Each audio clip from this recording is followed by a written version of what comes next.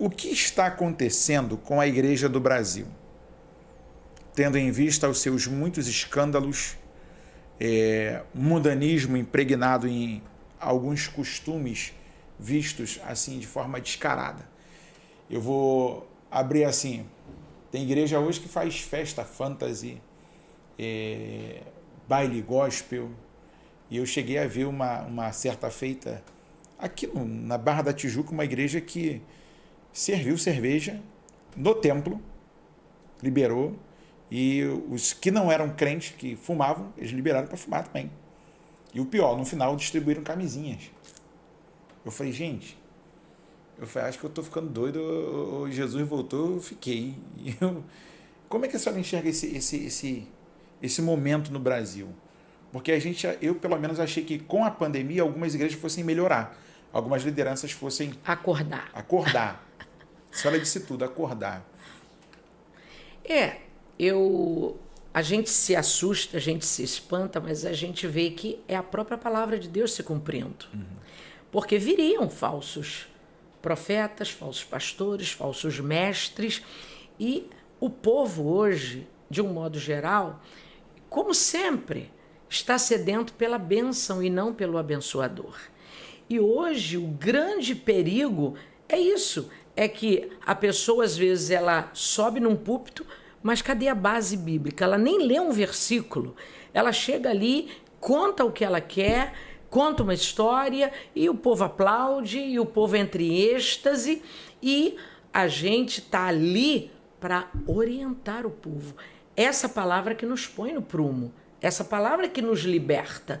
Agora, hoje os escândalos vão se avolumar cada vez mais, enquanto a gente não acordar, porque muitas vezes existe da nossa parte omissão.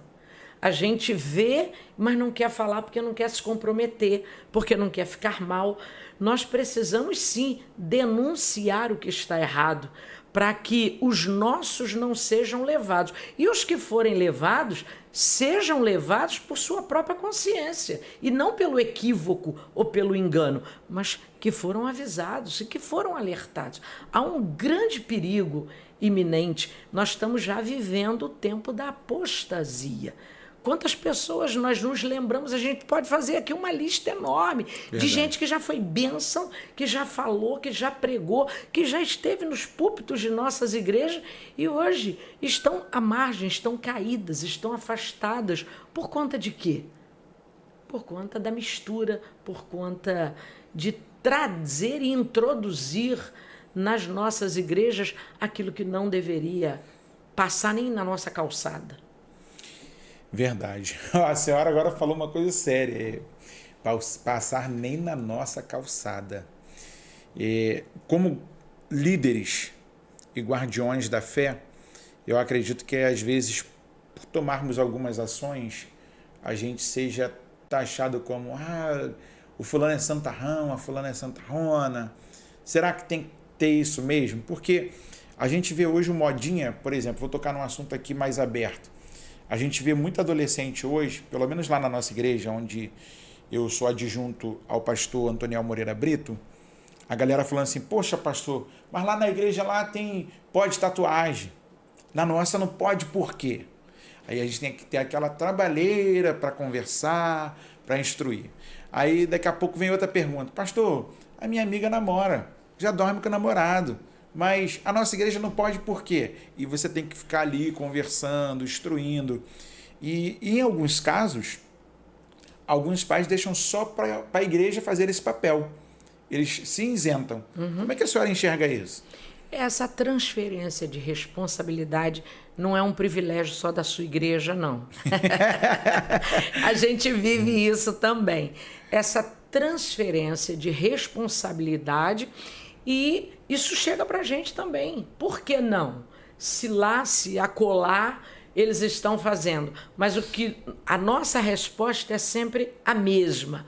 O nosso compromisso é com Deus e com a palavra. Sim. Nós não temos compromisso com aqueles que estão achando que pode. Chega gente tatuada lá, chega e é bem recebida. Sim. Chega gente lá. Era bom que Jesus mandasse para a gente João casado com Maria, que tem Paulinho como filho, que é uma família bonita, mas ele manda a gente cheio de carrapicho, cheio de casca, e chega ali para a gente tratar e a gente cuidar.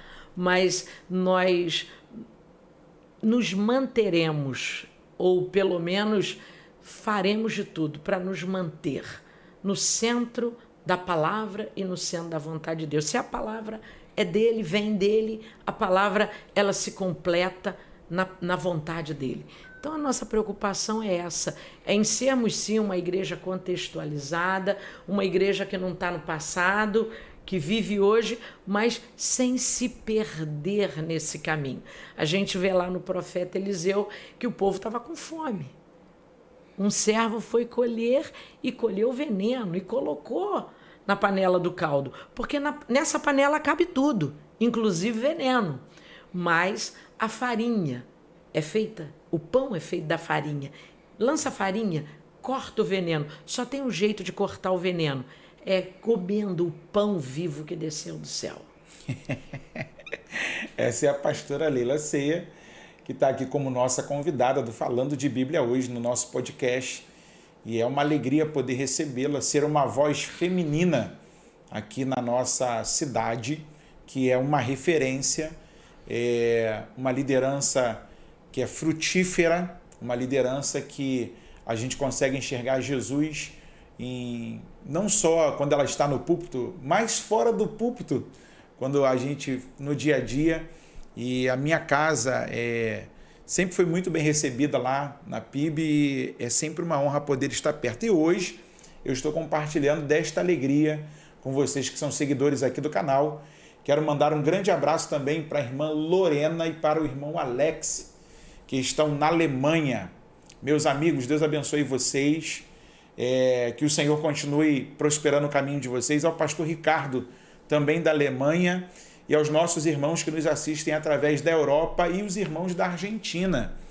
Eu lembro que uma certa feita eu estava com o pastor Marcelo Olibastro, da Argentina, e passamos na frente da PIB.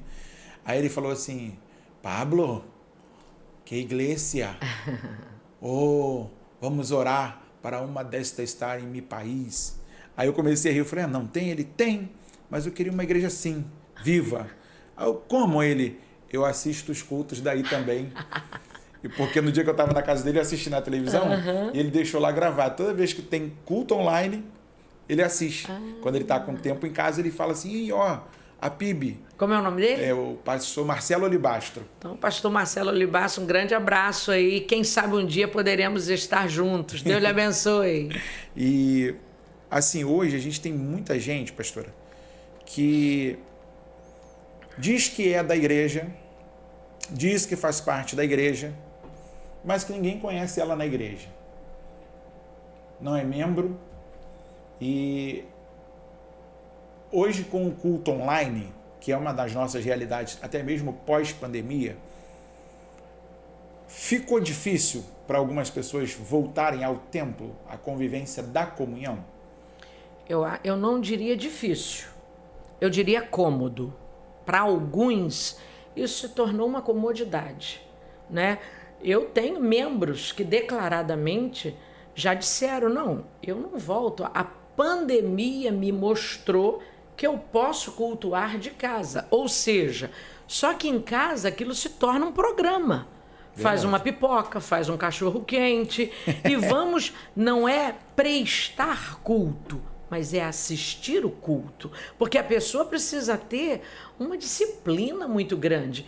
Agora, eu não posso deixar de enxergar que é uma ferramenta, mas é uma ferramenta para alcançar o não crente ou o descrente ou aquele que verdadeiramente está impossibilitado. Mas aquele que simplesmente opta por não ir, eu acho que o culto se transformou num programa. E aí eu levanto, vou à cozinha, eu atendo o telefone, eu mudo de canal se o culto não estiver legal, né? Vamos. Eu não vou assistir uma outra igreja. Outra igreja, exatamente. Então, eu acho que essa dificuldade veio para mostrar, de fato, os comprometidos e os envolvidos.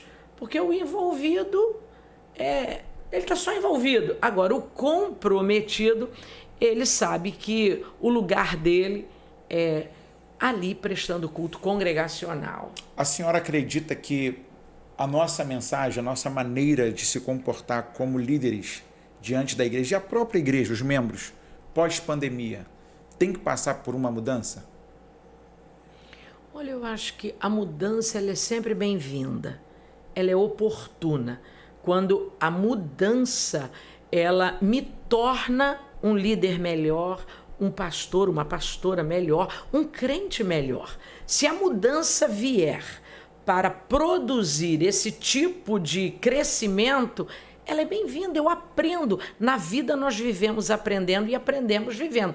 Se eu achar que eu já sei tudo, que eu sou a dona da verdade, bom, aí então eu posso pegar o meu banquinho e sair de fininho. Não, eu estou num constante aprendizado. E o processo ensino-aprendizado, ele não se dá só na escola, ele não se dá só... Ele acontece, é um acontecimento. Eu estou aqui, eu estou aprendendo.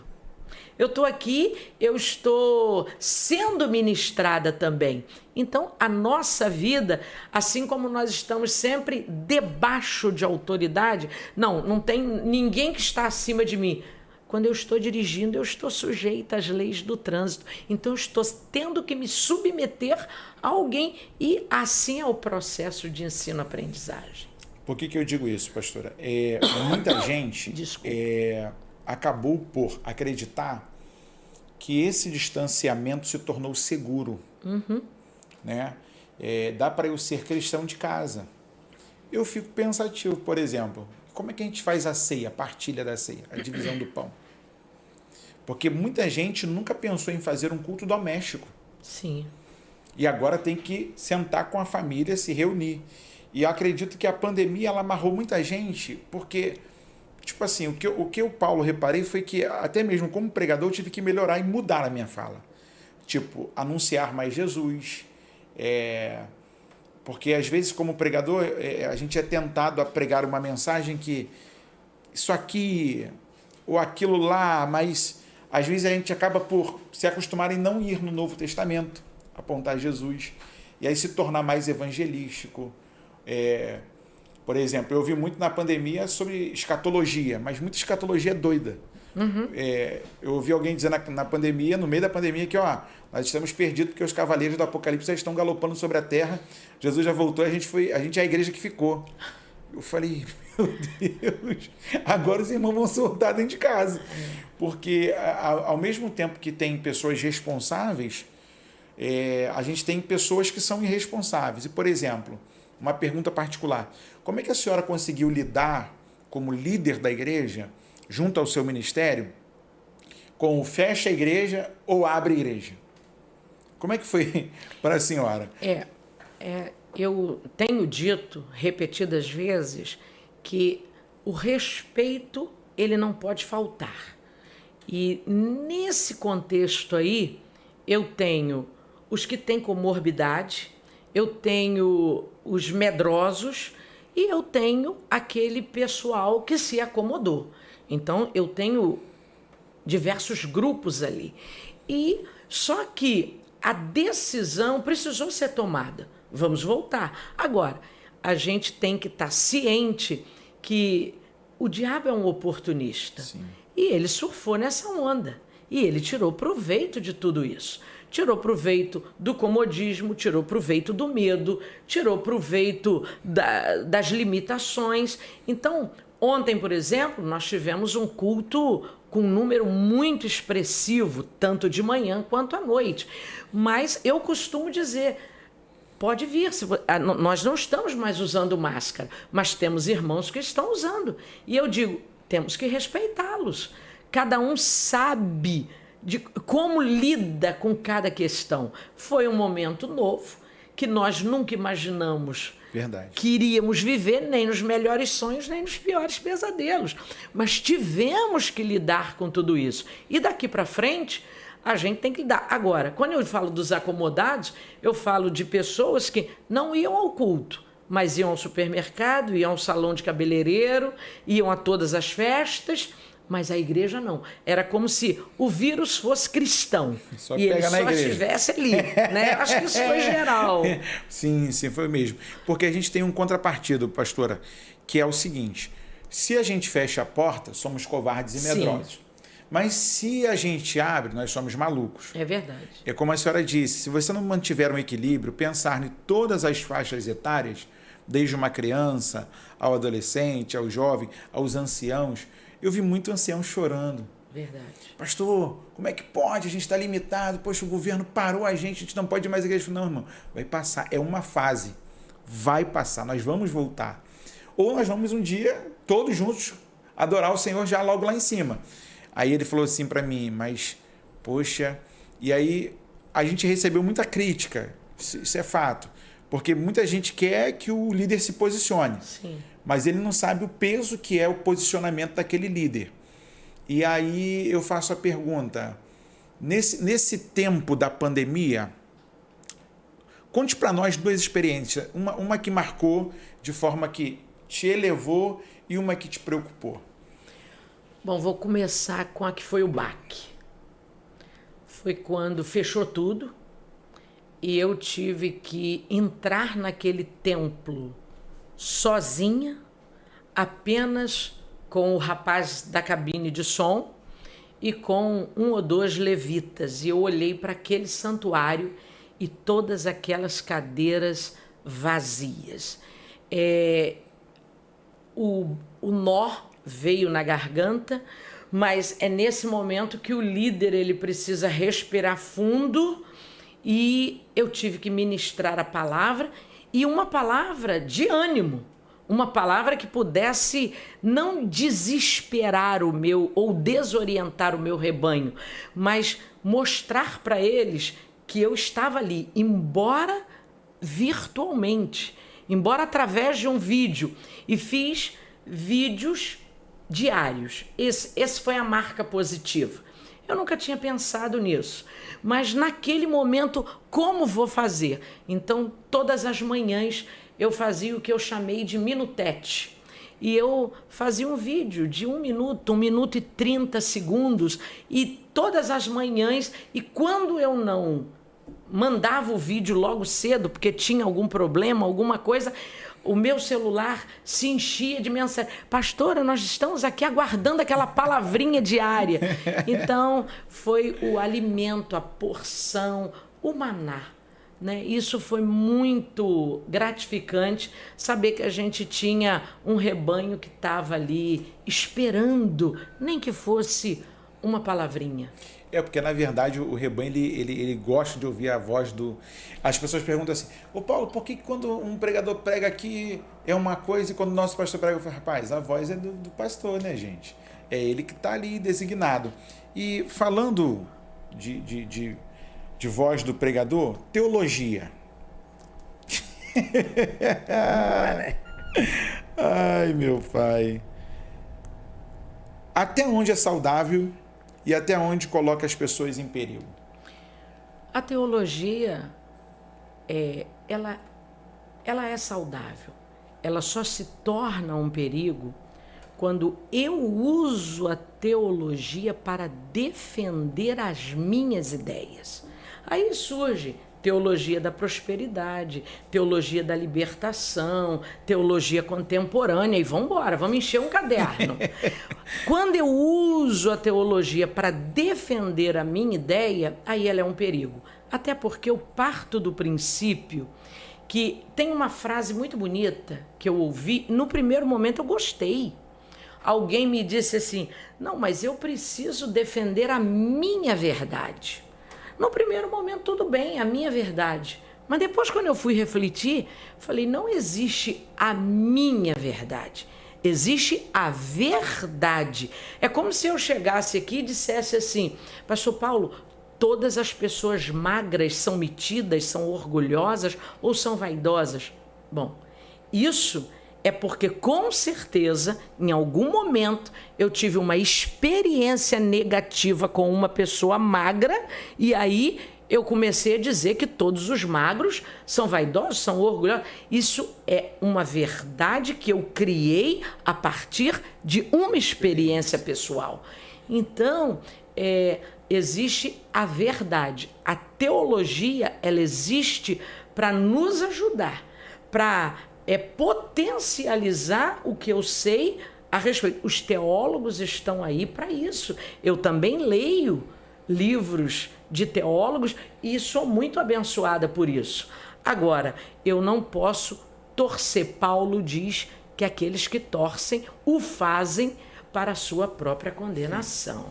Eu lembro da última mensagem que eu estava lá na PIB que a senhora trouxe. Os valentes de Davi. Isso. No dia da comemoração do aniversário do Ministério da Senhora. E eu saí de lá falando assim, Roseli, isso dá mais umas 5 mensagens para quando eu for andar por aí. Aí ela, rapaz, você vai roubar a mensagem da pastora? Eu falei, não. Eu comi, sim, eu me alimentei, processei. Lógico. E lógico, o meu olhar voltou para aquele texto durante todos aqueles 10 dias depois, né? Sim. Aí ela falou assim, cara, tu é muito cara de pau. Eu falei, não, eu dou crédito. Eu falei assim, ó, eu parti de um princípio que eu ouvindo a pastora Leila, ou ouvindo o pastor falando de tal. E nós fazemos isso o tempo todo. Se eu disser para você que eu nunca fiz isso, eu às vezes ouço uma mensagem e uma frase do pregador me aguça para estudar um pouco para mais. dezenas de outras coisas.